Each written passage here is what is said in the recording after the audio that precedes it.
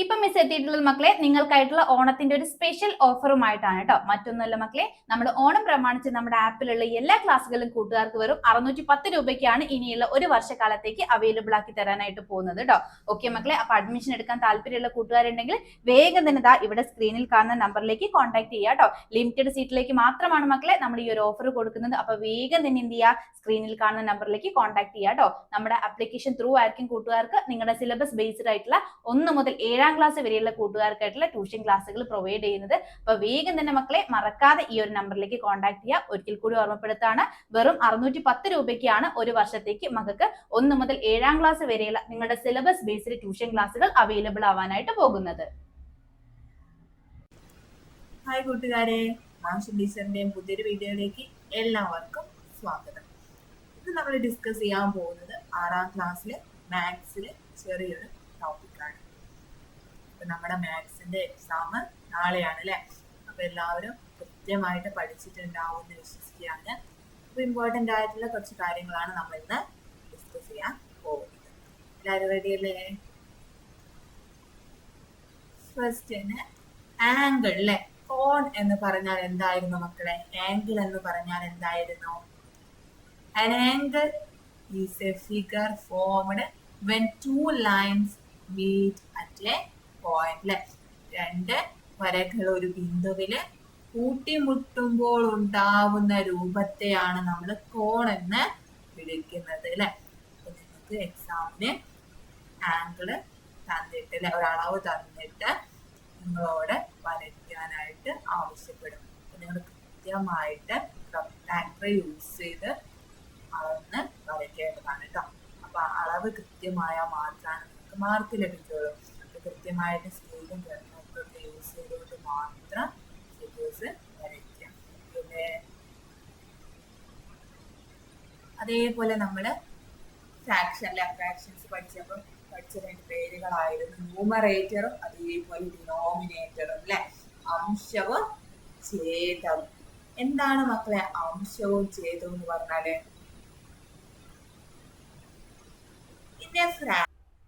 കൂട്ടുകാരെ, നിങ്ങൾക്ക് വെറും 10 ദിവസം കൊണ്ട് ഹിന്ദി പഠിക്കാൻ ആഗ്രഹമുണ്ടോ? എങ്കിൽ താല്പര്യമുള്ള മക്കളൊക്കെ വേഗം സ്ക്രീനിൽ കാണുന്ന ഈ ഒരു നമ്പറിലേക്ക് കോൺടാക്ട് ചെയ്തോളൂ കേട്ടോ. വെറും 210 രൂപയ്ക്കാണ് നമ്മൾ ഈ ഒരു 10 ദിവസത്തെ കോഴ്സ് കൂട്ടുകാർക്കായിട്ട് പ്രൊവൈഡ് ചെയ്യുന്നത്. ഏതൊരു ചെറിയ ക്ലാസ്സിലുള്ള കുട്ടികളായാലും അതുപോലെ തന്നെ വലിയ ക്ലാസ്സിലുള്ള കുട്ടികളായാലും എല്ലാവർക്കും ഒരേപോലെ യൂസ് ചെയ്യാവുന്ന ക്ലാസ്സുകളാണ് നമ്മൾ ഈ 10 ഡേയ്സ് കോഴ്സിൽ ഉൾപ്പെടുത്തിയിട്ടുള്ളത് കേട്ടോ. അപ്പൊ വേഗം തന്നെ മക്കളെ സ്ക്രീനിൽ കാണുന്ന നമ്പറിലേക്ക് കോൺടാക്ട് ചെയ്യുക. ഇന്ത്യയുടെ ഏറ്റവും ബേസിക് ആയിട്ടുള്ള കാര്യങ്ങൾ മുതൽ നമ്മൾ ഈ ഒരു കോഴ്സിൽ നിങ്ങൾക്കായിട്ട് പ്രൊവൈഡ് ചെയ്യുന്നതായിരിക്കും. Action. The bottom number shows the total equal parts and is called the denominator. The top number shows how many parts are taken and is called the numerator. ഒരു ഭിന്നസംഖ്യയിലെ താഴെയുള്ള സംഖ്യ ആകെ എത്ര സമഭാഗങ്ങളാക്കി എന്ന് കാണിക്കുന്നു. ഇതിനെ ഛേദമെന്ന് വിളിക്കുന്നു. മുകളിലുള്ള സംഖ്യ എത്ര ഭാഗങ്ങൾ എടുത്തു എന്ന് കാണിക്കുന്നു. ഇതിനെ അംശമെന്ന് വിളിക്കുന്നു. ഓക്കെ അല്ലേ? ഇവിടെ നമ്മൾ നോക്കുകയാണ്. ജസ്റ്റ് ഒരു എക്സാമ്പിൾ ഇവിടെ എഴുതുകയാണ്. 1/2 എന്ന് എഴുതുകയാണ് അല്ലെ. അപ്പൊ ഇവിടെ ന്യൂമറേറ്റർ ഏതാണ് മക്കളെ? ഇതാണ് ന്യൂമറേറ്റർ അല്ലെ. ഇതാണ് ഡിനോമിനേറ്റർ. മാറിപ്പോയില്ലോ. ഇത് അംശം, ഇത് ഛേദം. ഓക്കെ അല്ലേ? അപ്പൊ ആ ഒരു ധാരണ നിങ്ങൾക്ക് ഉണ്ടായിരിക്കണം. ഇതൊക്കെ ബേസിക് ആയിട്ടുള്ള കാര്യമാണ്. ജസ്റ്റ് ഒന്ന് ഓർമ്മപ്പെടുത്തുന്നു എന്ന് മാത്രം. ഓക്കെ അല്ലേ? പിന്നീടാണ് നമ്മുടെ ഈക്വൽ ഫ്രാക്ഷൻസ് അല്ലെ, തുല്യ ഭിന്നങ്ങളെ കുറിച്ച് പഠിച്ചു അല്ലെ. അപ്പൊ ഒരു സംഖ്യയുടെ ഒരു ഭിന്നസംഖ്യയ്ക്ക് തുല്യമായിട്ടുള്ള മറ്റൊരു ഭിന്നസംഖ്യ ഉണ്ട് എന്ന് നമ്മൾ പഠിച്ചു അല്ലെ.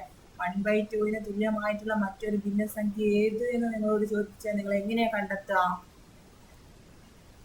Multiply both the numerator and denominator of any fraction by the same counting number gives another form of the same fraction. ഏത് ഭിന്നസംഖ്യയുടെയും അംശത്തെയും ഛേദത്തെയും ഒരേ എണ്ണൽ സംഖ്യ കൊണ്ട് ഗുണിച്ചാൽ ആ ഭിന്നസംഖ്യയുടെ തന്നെ മറ്റൊരു രൂപം ലഭിക്കും. ഓക്കെ അല്ലേ? ഇതൊക്കെ നമ്മൾ ചെയ്ത് നോക്കിയതാണ് അല്ലെ. ഇവിടെ 1/2 തുല്യമായിട്ടുള്ള 1/2 തുല്യമായിട്ടുള്ള വേറൊരു ഭിന്നം എഴുതാൻ പറഞ്ഞാൽ നിങ്ങൾ എന്ത് ചെയ്താൽ മതി? ന്യൂമറേറ്ററിനെയും ഡിനോമിനേറ്ററിനെ ഒരേ സംഖ്യ കൊണ്ട് ഗുണിച്ച് എഴുതിയാൽ മതി. ഇവിടെ നമുക്ക് 2 കൊണ്ട് ഗുണിക്കാം. 2 × 1 2, 2 × 2 4 അല്ലെ. അപ്പൊ 1/2 തുല്യമായ ഭിന്നസംഖ്യയാണ് 2/4 എന്ന് പറയുന്നത്. ഓക്കെ അല്ലേ? ഇംഗ്ലീഷ് സംസാരിക്കാൻ എല്ലാ കൂട്ടുകാർക്കും ഇഷ്ടമായിരിക്കും അല്ലേ? അപ്പൊ ഇതാ 10 ഡേയ്സിന്റെ ഒരു സ്പോക്കൺ ഇംഗ്ലീഷ് കോഴ്സുമായിട്ടാണ് മിസ് എത്തിയിട്ടുള്ളത് കേട്ടോ. 10 ദിവസത്തെ ഈ ഒരു സ്പോക്കൺ ഇംഗ്ലീഷിന് വെറും 210 രൂപ മാത്രമാണ് മക്കളെ നിങ്ങൾക്ക് ഫ്രീ ആയിട്ട് വരുന്നത്. അപ്പൊ താല്പര്യമുള്ള കൂട്ടുകാർ മടിക്കാതെ തന്നെ വേഗം സ്ക്രീനിൽ കാണുന്ന ഈ ഒരു നമ്പറിലേക്ക് കോൺടാക്ട് ചെയ്യുക കേട്ടോ. വളരെ ലിമിറ്റഡ് സീറ്റിലേക്ക് മാത്രമാണ് നമ്മൾ ഈ ഒരു സ്പോക്കൺ ഇംഗ്ലീഷിന്റെ ഈ ഒരു 10 ഡേയ്സ് ക്ലാസ് പ്രൊവൈഡ് ചെയ്യുന്നത്. അപ്പൊ താല്പര്യമുള്ള കൂട്ടുകാരൊക്കെ വേഗം തന്നെ നമ്മളുമായിട്ട് കോൺടാക്ട് ചെയ്യുക. ഇംഗ്ലീഷിലെ ഏറ്റവും ബേസിക് ആയിട്ടുള്ള കാര്യങ്ങളും ഗ്രാമർ സെക്ഷൻസും എല്ലാം തന്നെ നമ്മൾ ഈ ഒരു കോഴ്സിലൂടെ നിങ്ങൾക്കായിട്ട് പ്രൊവൈഡ് ചെയ്യുന്നുണ്ട്. പിന്നീട് നമ്മൾ ലഘുരൂപത്തിലേക്ക് മാറ്റി എഴുതാൻ പഠിച്ചിട്ടുണ്ടായിരുന്നു അല്ലെ. ലോവസ്റ്റ് ടേമിലേക്ക് മാറ്റി എഴുതാൻ പഠിച്ചിട്ടുണ്ടായിരുന്നു. എങ്ങനെയാണ് മക്കളെ നമ്മൾ ലോവസ്റ്റ് ടേമിലേക്ക് എഴുതാൻ പഠിച്ചത്? If the numerator and denominator of a fraction have a common factor, dividing both by that factor gives a equivalent fraction with smaller numbers when all common factors are eliminated by division. It reaches its lowest term. ഒരു ഭിന്നസംഖ്യയുടെ അംശത്തിനും ഛേദത്തിനും പൊതുവായ ഘടകങ്ങൾ ഉണ്ടെങ്കിൽ അതുകൊണ്ട് അവയെ ഹരിച്ചു മാറ്റിയാൽ ഏറ്റവും ചെറിയ രൂപമാണ് അതിന്റെ ലഘുരൂപം എന്ന് പറയുന്നത്. ഫോർ എക്സാമ്പിൾ 3/6 3/6 നമുക്ക് എങ്ങനെ മാറ്റി എഴുതാം? രണ്ടിലും പൊതുവായിട്ടുള്ള ഘടകം ഏതാണ് അല്ലെ? കോമൺ ഫാക്ടർ ഏതാണെന്ന് നോക്കാം. രണ്ടിലും പോകുന്ന കോമൺ ഫാക്ടർ ഏതാണ് എന്ന് നോക്കാം. ഇത് രണ്ടിലും 3 പോകും അല്ലെ. 3 ഒരു തവണ, 6 3 2 തവണ പോകും. ഓക്കെ അല്ലേ? 1/2 നമുക്ക് ഉത്തരം കിട്ടി. അപ്പൊ 3/6 ലോവസ്റ്റ് ടേം ആണ് 1/2 എന്ന് പറയുന്നത്. ഓക്കെ അല്ലേ? പിന്നീട് നമ്മള് വോളിയം കാണുന്ന ഇക്വേഷൻ പഠിച്ചല്ലേ. വോളിയം അതേപോലെ കപ്പാസിറ്റി ഒക്കെ കാണുന്ന ഒരുപാട് പ്രോബ്ലംസ് നമ്മൾ ചെയ്ത് നോക്കിയിട്ടുണ്ട് അല്ലെ. അപ്പൊ അതിലൊക്കെ പൊതുവായിട്ട് വേണ്ടത് ആ ഒരു ഇക്വേഷൻ ആണ്. ഇക്വേഷൻ എന്താണ് മക്കളെ? ലെങ്തിന്റെ ഹൈറ്റ് എന്നുള്ള ഇക്വേഷൻ ആണ് പൊതുവായിട്ട് നമ്മൾ യൂസ് ചെയ്തിട്ടുള്ളത്. അപ്പൊ ഈ ഒരു ഇക്വേഷൻ നിങ്ങൾക്ക് ബൈ ഹാർട്ട് ആയിട്ട് അറിയെങ്കിൽ ഏതൊരു പ്രോബ്ലം വന്നാലും ചെയ്യാൻ സാധിക്കും. ഓക്കെ അല്ലേ? അപ്പൊ വോളിയുമായിട്ട് ബന്ധപ്പെട്ട് ഇഷ്ടംപോലെ ക്വസ്റ്റ്യൻസ് നമ്മൾ ചെയ്ത് നോക്കിയതാണ്. അപ്പൊ അതിൽ യാതൊരുവിധ പ്രയാസവും ഉണ്ടാവില്ല എന്ന് വിശ്വസിക്കാം കേട്ടോ. ഓക്കെ അല്ലേ? അപ്പൊ വോളിയം പറഞ്ഞ സമയത്ത് വളരെ ഇമ്പോർട്ടൻസ് കൊടുത്ത് പഠിക്കണം എന്ന് പറഞ്ഞ 2 ടാബിൾ ആണ് ഇവിടെ കൊടുത്തിട്ടുള്ളത്. വളരെ ഇമ്പോർട്ടന്റ് കൊടുത്ത് പഠിക്കാൻ പറഞ്ഞിട്ടുണ്ടായിരുന്നു. അവർ പഠിച്ചിട്ടുണ്ടാവും എന്ന് വിശ്വസിക്കുകയാണ്. വോളിയത്തിന്റെ കണക്കൊക്കെ വരുമ്പോൾ ഈ ഒരു ടാബിൾ നിങ്ങൾക്ക് യൂസ് ചെയ്യേണ്ടതായിട്ട് വരും. ഓക്കെ, നമ്മൾ തന്നെ ഒരുപാട് പ്രോബ്ലംസ് ഈ ഒരു ടാബിൾ യൂസ് ചെയ്ത് കഴിഞ്ഞതാണ് അല്ലെ. ഓക്കെ, അപ്പൊ നമുക്കതൊന്ന് നോക്കാം. 1 ലിറ്റർ എന്നാൽ 1000 ഘന സെന്റിമീറ്റർ ആണ് അല്ലെ. 1 ലിറ്റർ എന്നാൽ 1000 ഘന സെന്റിമീറ്റർ ആണ്. 1 ലിറ്റർ ഈസ് 1000 cubic centimeters. അതേപോലെ ഒരു ഘനമീറ്റർ എന്നാൽ 10 ലക്ഷം ഘന സെന്റിമീറ്റർ ആണ് അല്ലെ. 10 ലക്ഷം ഘന സെന്റിമീറ്റർ ആണ്. അല്ലേ? 1 cubic meters is 10 lakh cubic centimeters. Next one, 1 cubic meter is 1000 liters. ഒരു ഘനമീറ്റർ 1000 ലിറ്റർ ആണ്. വളരെ ഇമ്പോർട്ടൻ്റ് ആണ്. ഒരു ഇമ്പോർട്ടൻസ് കൊടുത്ത് തന്നെ പഠിച്ചോളൂ കേട്ടോ. ഓക്കെ അല്ലേ? ഈ പോയിന്റ്സ് ഒക്കെ കൃത്യമായിട്ട് നിങ്ങൾ പഠിച്ച് വെക്കേണ്ടതാണ്. ഓക്കെ അല്ലേ? അപ്പൊ ഇതൊക്കെ നിങ്ങൾക്ക് പ്രോബ്ലത്തിൽ യൂസ് ചെയ്യേണ്ടതായിട്ട് വരും.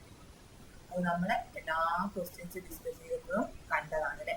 അപ്പൊ ഈ ഒരു ടാബിൾ കൃത്യമായിട്ട് പഠിച്ചിട്ട് വേണം നാളെ എക്സാം ഹോളിലേക്ക് പോകാൻ. പിന്നെ നമ്മള് ഫ്രാക്ഷൻസ് തമ്മിൽ കൂട്ടുന്നതും അതേപോലെ കുറയ്ക്കുന്നതും ഒക്കെ പഠിച്ചിട്ടുണ്ട് അല്ലെ? അപ്പൊ അത് ഫ്രാക്ഷൻസ് തമ്മിൽ കൂട്ടുമ്പോൾ എന്തൊക്കെ കാര്യങ്ങൾ ശ്രദ്ധിക്കണം, ഭിന്ന സങ്കലനം ചെയ്യുമ്പോൾ എന്തൊക്കെ കാര്യങ്ങളാണ് നിങ്ങൾ ശ്രദ്ധിക്കേണ്ടത്?